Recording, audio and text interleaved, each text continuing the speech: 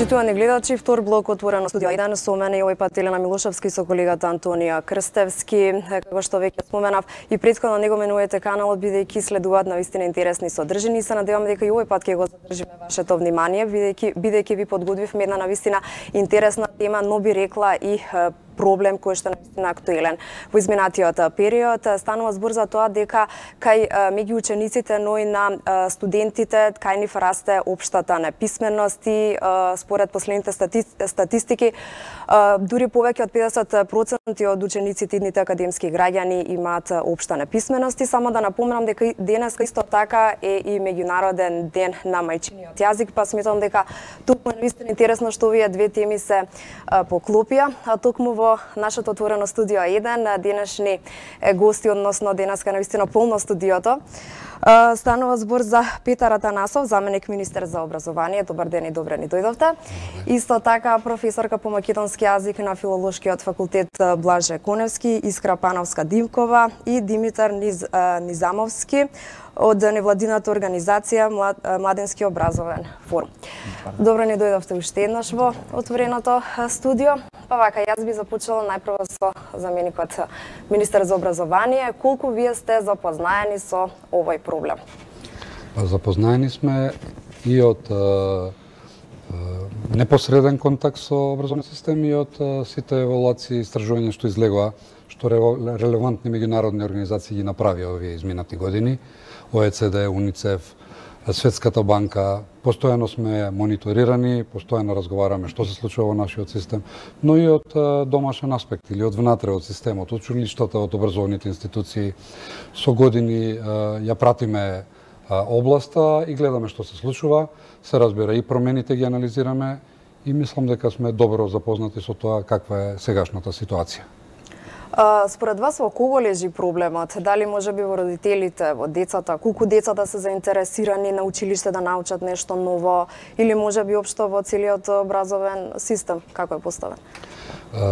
Генерално е прашањето. На тоа ниво, ако го погледнеме образовниот систем, секаде има по некои слаби страни.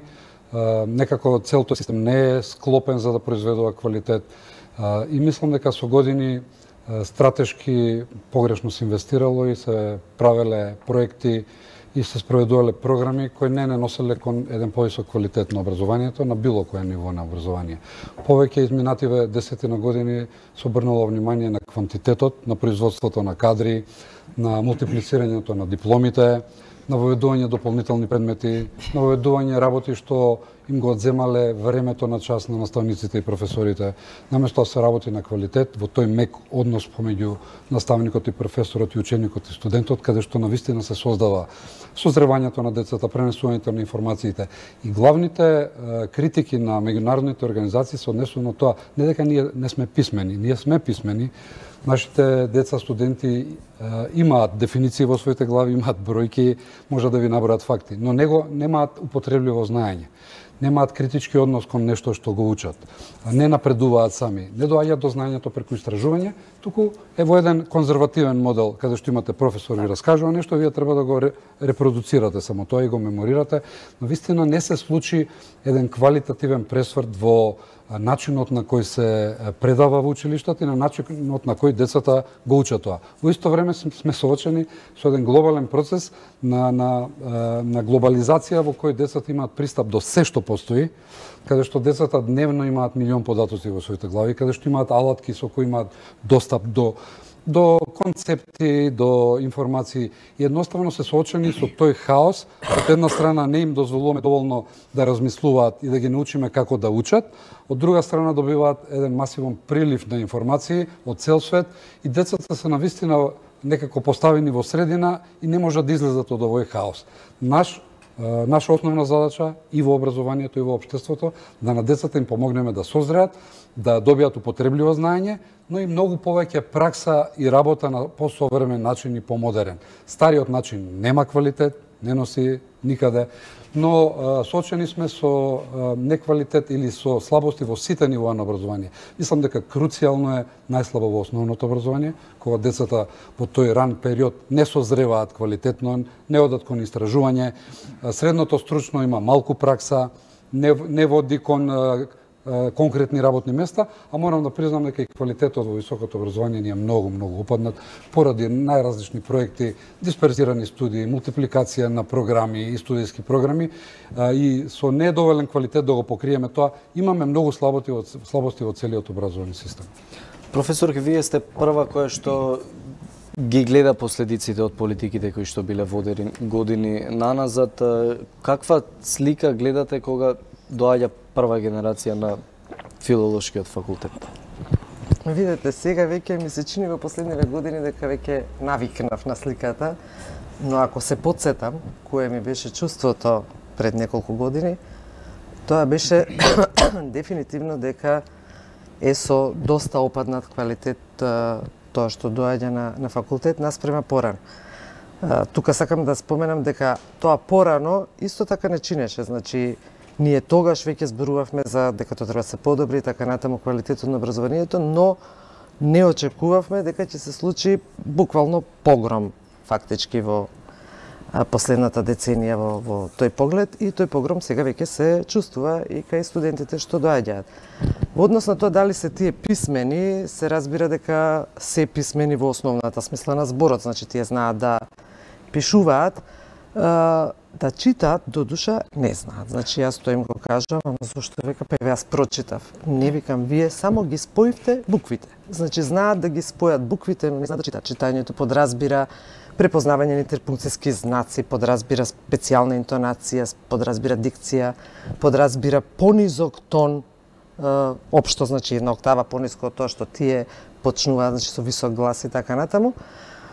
Така што во тој поглед, таа така наречена функционална писменост се гледа дека отсуствува. Значи, точно како што каже заменик министерот, знаењата што тие ги имаат стекнато како податоци, не се способни да ги применат. Значи, дури може да знаат определено граматичко правило или правописно правило, а кога ќе ги натерате да го напишат, да речеме, состав, не е битно на слободна тема, ќе видите дека тие правила што усно ги кажале, не знаат да ги применат во текстот. Значи, не врзуваат дека тоа што си го научил за да го применуваш, а не само за да речеме, за да добиеш оценка во средно или во основно училиште и понатаму на факултет. Значи, во таа смисла, тоа се гледа и уште едно нешто што вака доста е симптоматично, што доаѓаат доста несамоуверени. Значи, тотално, како да кажам, на најосновни прашања, никој не се решава да одговори. Значи, не е прашање за испит, прашањето е на час, значи, часот е интерактивен, еве. Ние се трудиме да бидеме модерни, да ни биде интересен пред се часот на самите себе. Че не покажуваат интерес. Не, значи седат и молчат. Тоа е последица на проблемите во основното и во средното образование. Тогаш јас само кажам, ова е првооделенско прашање. Значи, ова е второ оделенско, знам, бидејќи моите деца се основно училиште, точно знам во кој оделение од основно училиште ова сте го учеле. Невозможно е никој да не каже, потоа полека срамежливо. Тоа е тоа што мене најмногу ме фрла во очи, морам да ви кажам. Тоа што едноставно молчат, а знам дека можеби знаат, не можеби сигурно знаат и треба веднаш тоа како од пушка да го кажат. Да, затоа и образовниот процес не е само да научат, туку еве и да стекнат вештини низ текот на образовниот процес. Што велите вие и проблемот кој што го имаат со самодовербата. Да, тоа сето е врзано. А колку и ве професор ќе сметате дека можеби социјалните мрежи исто така влијаат врз начинот на изразувањето и пишувањето, бидејќи сепак таму еве и младите и постарите сепак се користат и англицизми, кратенки, сленгови. Видете да ви кажам, социјалните мрежи не се, како да кажам, ексклузивитет за Македонија, значи тие постојат во цел свет, а јас ви гарантирам дека ние имаме многу поголеми проблеми отколку што ги има во светот. Значи во таа смисла, например, како да кажам, државата мора да се погрижи за заштитата на мајчиниот јазик. Тоа да го кажам денес, на меѓународниот ден на мајчиниот јазик, дека во нашата држава, за жал, мајчиниот јазик се третира само како да кажам, средство за подкусурување, за тропање во гради, еве ние ќе го штитиме, еве ние ќе гинеме за него. Каде? Каде се гледа тоа? Ние знаете дека запишавме 5 студенти на групата македонски јазик. И тие 5 студенти, прашање, мене искрено ми е страв да ги прашам, дали тоа бил нивни прв избор. Ние најчесто запишуваме студенти кои што се, што знам, одбиени од медицина, од ваму, од таму, па ќе дојдат да студираат македонски јазик. Значи, социјални мрежи секаде има, но ако вие направите мајчиниот јазик, да го модернизирате, да го представите пред јавноста, дека е тоа нешто што е престиж, нешто што е статусен символ, да го знаете, да видите како веднаш ќе се сменат работите. Мислам, јас сега сакам да ви го споменам, еве токму во оваа вие што имате. Со тој Сергеј Верошлија, што третира мода. Замислете таква една емисија, вие да направите, што ќе го третира македонскиот јазик. И исто така, место да бирате модни катастрофи, да речеме, тоа е одлична емисија, не вели. Истото тоа, само снимете снимки, вадете и сечаци, кој што кажал, кој како кажал, која книга лекторирана или не лекторирана, што е напишана, како ви изгледаат насловите по медиумите. Ке имаме доста работа. О, страшно многу. Господин Атанасов, како го коментирате поразителниот факт кој што го кажа професорка? Па и општеството има своја вина, но образованието наистина најголем дел од слабоста ја сноси. Не сме направиле доволно, не сме направиле на вистински начин. Очигледно треба многу работи да се менуваат пред се во тие ниски нивоа на образование, каде што еве да тргнеме од темата за мајчиниот јазик. Начинот на кој се учи мајчиниот јазик не може да се учи изолирано, затоа што децата се нападнати од англиски јазик, од компјутери, од дигитални содржини. Ние мораме, како што и сите паметни држави или поголем дел од паметните, да ги врзиме. Не може, например, да учите мајчин јазик посебно, историја посебно, граѓанско образование посебно. Тоа е цел еден комплекс на вредности и работи кои децата би можеле да ги усвојат заедно со учењето на мајчиниот јазик. Партиципацијата во општеството, учењето се размислува со своја глава, активноста, созревањето на сопствената кариера, индивидуа, идентитет. Сето тоа е еден комплекс на прашања. Ние мора да им помогнеме на наставниците на поинаков начин да го работат образованието. Тоа навистина не може преку ноќ да се направи, но доколку им помогнеме на наставниците многу на поинаков начин, со наставни содржини, да работат на начин кој може да се пренесе и општеството, и односите, и воспитувањето, и знаењето. Јазикот не можете да го издвоите од општеството и сега само јазикот ќе го учите. Вие ако учите англиски или француски јазик, учите и културата на тие народи. Ние некако го заборавивме мајчиниот јазик. И недоволно се чита, мора да признаеме. Значи, мора децата да ги критикуваме, мора повеќе да читат. Да се чита изворното, да се чита тоа што го носиме како код, да се чита она што е највредно во нашата литература, а имаме со што да се пофалиме. И сето тоа ќе мора наставниците да го спакуваат и да го споделат со децата. Но децата ако не сакаат да учат, значи нешто погрешно им даваме. Ако одбиваат да напредуваат, значи нешто не правиме добро. Ако ги мотивираме, ако им ги дадеме вистинските содржини, ако направиме на начин кој тоа е прифатлив, современ, па јас гарантирам, јас сум исто професор на Кирил и Методи, мотивацијата, начинот на учење и она на кој начин го презентирате и вистинската тајна. Но ние целата подршка мораме пред се на наставниците да им ја дадеме за да можат они на поинаков начин да работат со децата. И тоа ако го правиме сега или го направиме денеска, првите резултати ќе дојдат после неколку години. За жал, 10-11 школски години се работело погрешно и сега ги гледаме резултатите преку овие меѓународни тестирања. Се работело на погрешен начин. Еве, Димитар, да ти дадеме и тебе збор како представник нели на МОВ. Повеќе да ни кажеш за вашата работа и како вие се во однос на младите, што точно правите за да ги мотивирате еве да научат нешто повеќе? Видете, на крајот на денот личните афинитети и преференции се многу субјективна работа и тоа најверојатно зависи помеѓу самите ученици и младите кој колку е заинтересиран. Меѓутоа, Младинскиот образовен форум генерално се труди да понуди на дополнување на формалното образование и секогаш се трудиме преку методи и техники на неформалното образование да им понудиме еден сет на вештини кои што ќе може да ги применат во рамките на образованието, но и воопшто да се изградат како здрави, активни граѓани и личности во нашето општество. Она што се трудиме секогаш да го истакнеме и задржиме интерактивниот пристап, односно се обидуваме да бидеме интересни, да понудиме една нова свежина, но и можеби имаме повеќе индивидуален пристап кога работиме со младите.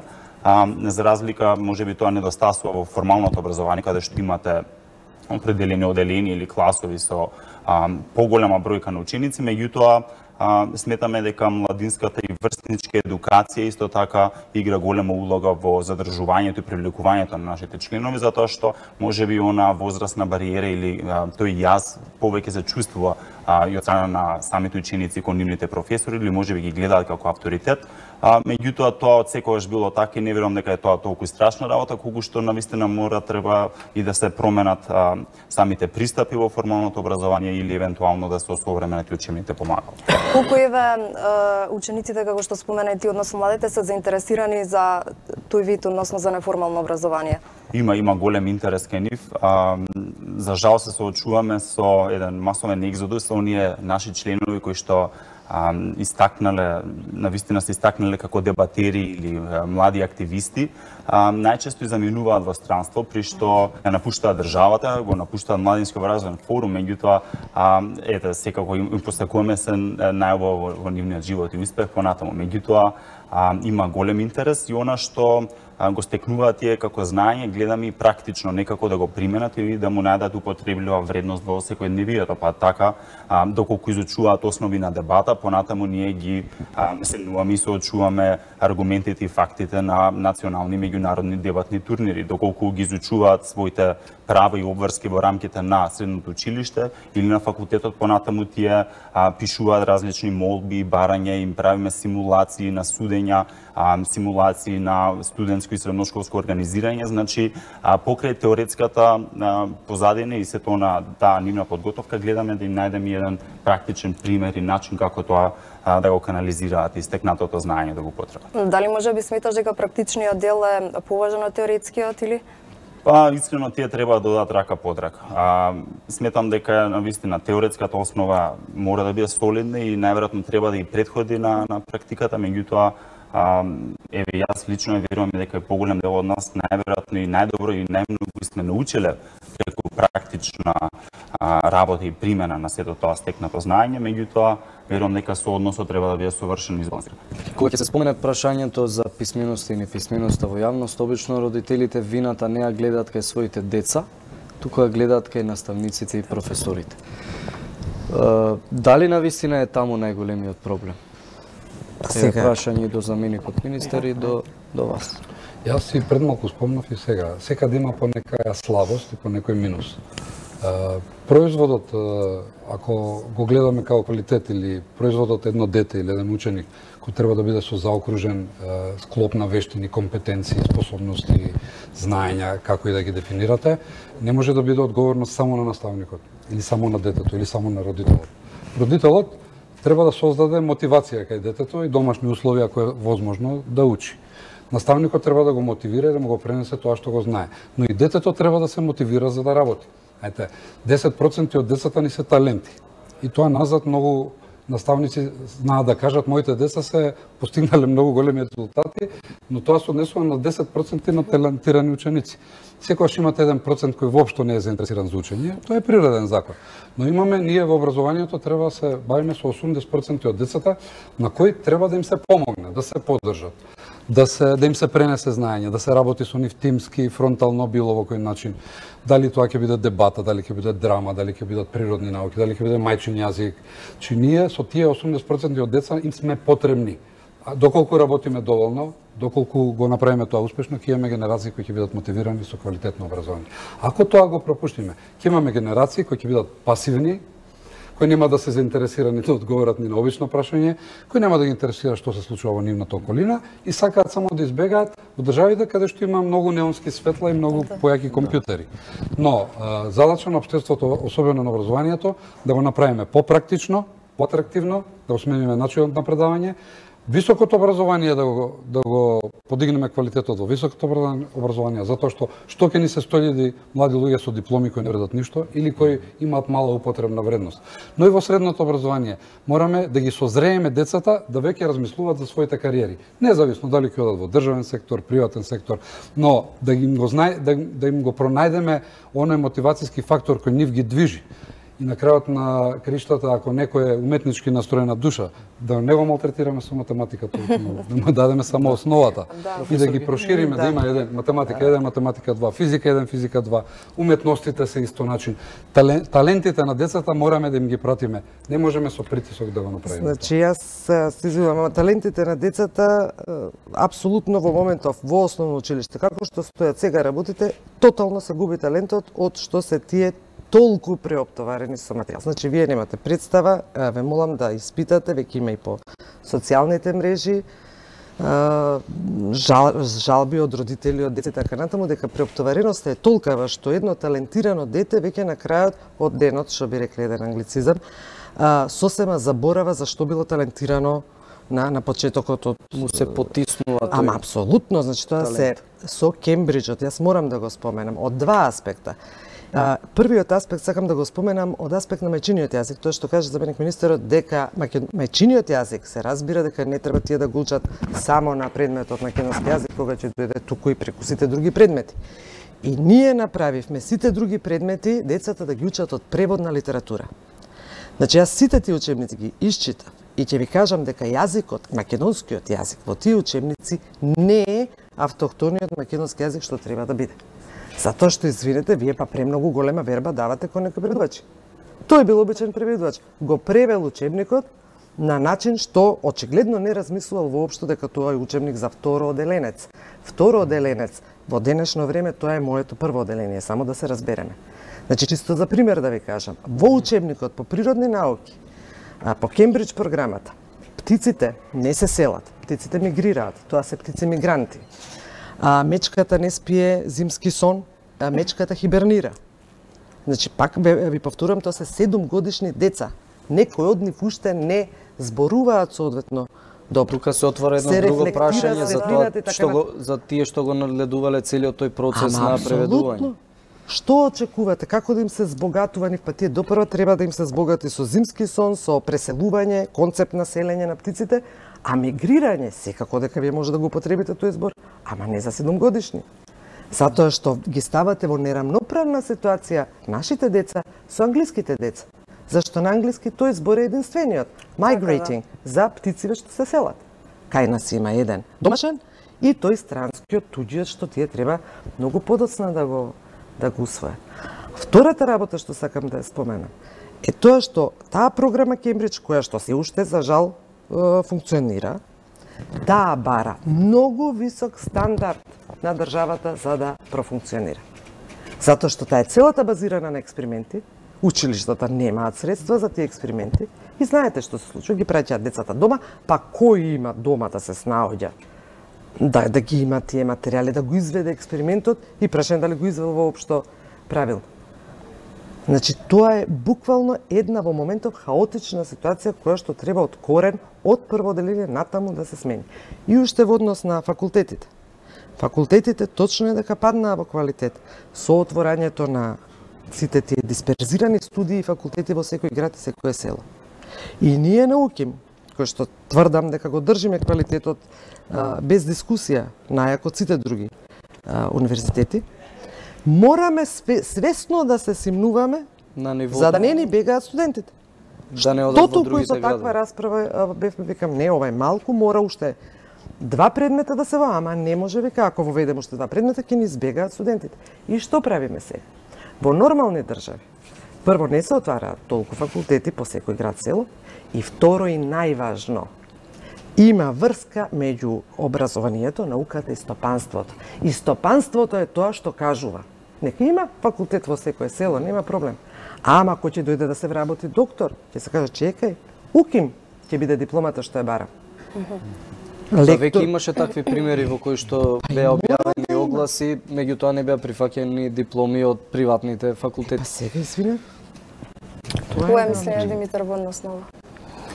Па вака, проблемот е очигледно и да комплексен и од неколку аспекти треба се разгледа истиот. Меѓутоа, она што и ние го имаме детектирано преку дел од нашите истражувања е дека пред се или воопшто не постои или е недоволно квалитетна студентската пракса, која што требаше и задолжително да се обавува.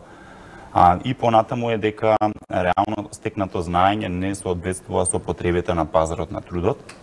И она е нешто што би сакале да го истакнеме, односно како што напомени професорката, мора да се лоцира таа синергија помеѓу сите овие три засегнати страни и верувам дека мора да се прави целосен мониторинг и надзор над сите реформи, сите политики кои што понатаму ги се применуваат.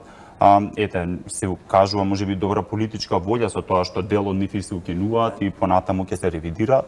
Меѓутоа потребно е постојано будно да се следи таа ситуација и секако да се земат предвид сите оние препораки кои што меѓународните организации и институции ги укажуваат и Министерството за образование и наука, понатаму Бирото за развој на образование и сите останати релевантни институции и чинители малку да посериозно ја сватат работата, затоа што искрено на крајот на денот верувам дека можеби најголемиот товар во однос на овој примарен интерес како што е образованието треба да падне на државата, односно на државните актери и институции.